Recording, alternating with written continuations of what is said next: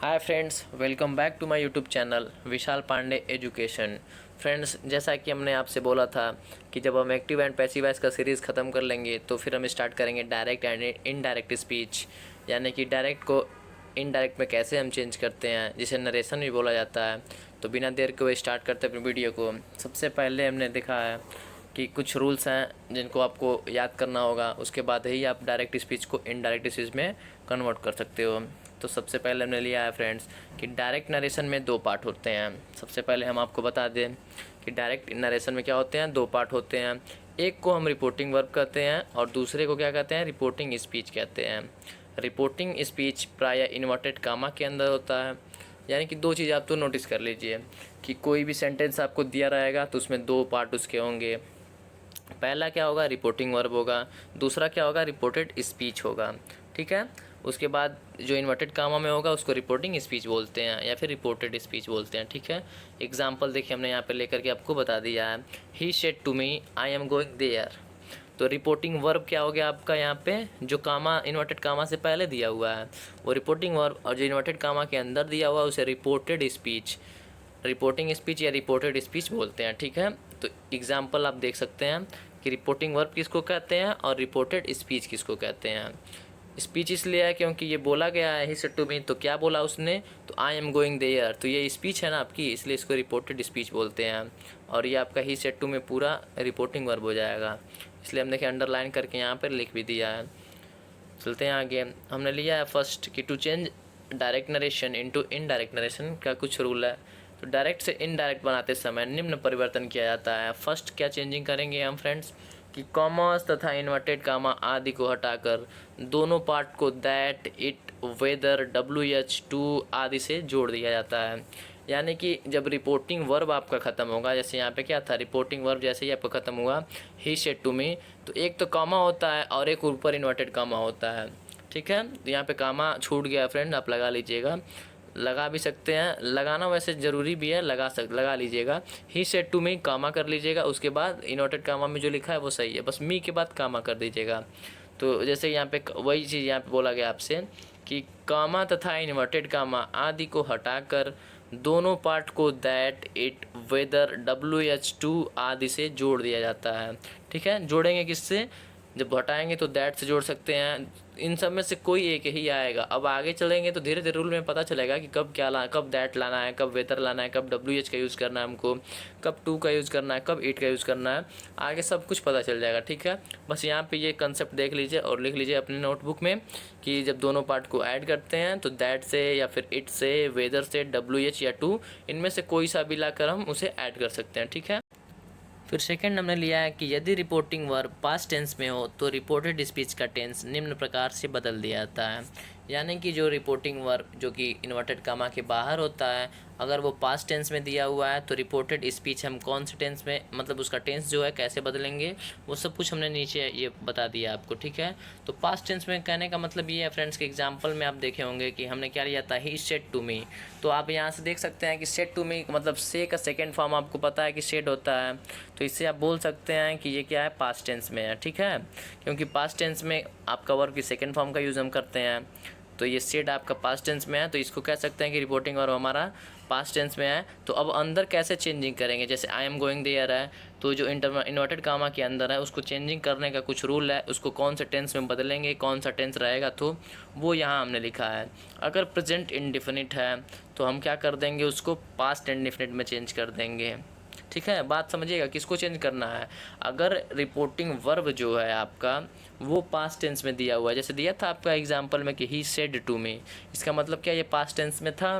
तो inverted comma के अंदर अगर आपको प्रेजेंट इंडेफिनिट दिख जाए टेंस, तो आप क्या करेंगे, उसको पास्ट इंडेफिनिट में चेंज कर देंगे।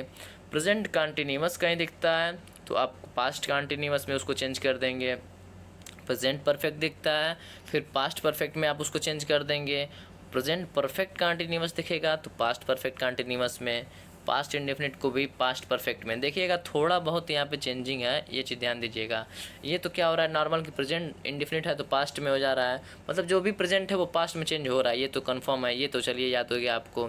उसके बाद क्या है कि पास्ट इंडेफिनिट को जो याद रखिएगा कि पास्ट परफेक्ट में ही ये चेंज हो रहा है, ना कि क्योंकि पास्ट इंडेफिनिट में ये तो ऑलरेडी है, तो किस में चेंज करेंगे इसको, पास्ट परफेक्ट कंटिन्यूअस में। और फिर आपका पास्ट परफेक्ट कंटिन्यूअस जो होता है फ्रेंड्स, उसको हम चेंज करते हैं पास्ट परफेक्ट कंटिन्यूअस में। अब बात आएगी कि अब पास्ट परफेक्ट और पास्ट परफेक्ट कंटिन्यूअस आ जाएंगे, तब उसको कैसे चेंज करेंगे, तो उसको आप चेंज नहीं करेंगे, ठीक है। और ऐसा आपको देगा भी नहीं, ठीक है। उसका इनडायरेक्ट स्पीच बनाने के लिए आपको नहीं देगा एग्ज़ाम में, तो आप उसके लिए ना परेशान होइएगा। जो दिया हुआ, जैसे हमने कि एक्टिव वॉइस और पैसिव वॉइस जब आपको पढ़ाया, तो उसमें हमने कुछ आपको टेंस थे जिसका पैसिव वॉइस नहीं बनाया था, वो बताया कि प्रेजेंट परफेक्ट कंटिन्यूअस का पैसिव वॉइस नहीं बनाते हैं, पास्ट परफेक्ट कंटिन्यूअस का प्रेजेंट पैसिव वॉइस नहीं बनाते हैं, फिर आपका फ्यूचर कंटिन्यूअस का नहीं बनाते हैं और फ्यूचर परफेक्ट कंटिन्यूअस का, ठीक है। तो यहाँ पर भी आप देख सकते हैं फ्रेंड्स, जिसको पता होगा कि प्रेजेंट इंडेफिनिट क्या होता है, कैसे पहचानते हैं, वही तो चेंज करेगा पास्ट इंडेफिनिट में उसको। तो यहाँ पे देखिए टेंस का यूज़ यहाँ भी है, और एक्टिव एंड पैसिव वॉइस जो हमने इसके पहले सीरीज जो ख़त्म की है, तो उसमें भी टेंस का, तो उसमें तो टेंस का मोस्टली यूज़ था ही था। यानी कि टेंस अगर आपको नहीं आता है तो आप ना एक्टिव पैसिव वॉइस कर सकते हो और ना ही डायरेक्ट एंड इनडायरेक्ट स्पीच कर सकते हो। तो एक चीज़ तो कन्फर्म हो गई कि क्या है कि टेंस आपको पढ़ना पड़ेगा। और टेंस भी उससे पहले क्या, टेंस आपको कब पता होगा, जब आपको सब्जेक्ट कुछ पता हो, सब्जेक्ट क्या होता है, ऑब्जेक्ट पता होना चाहिए, वर्ब पता होना चाहिए, तभी तो आप करोगे।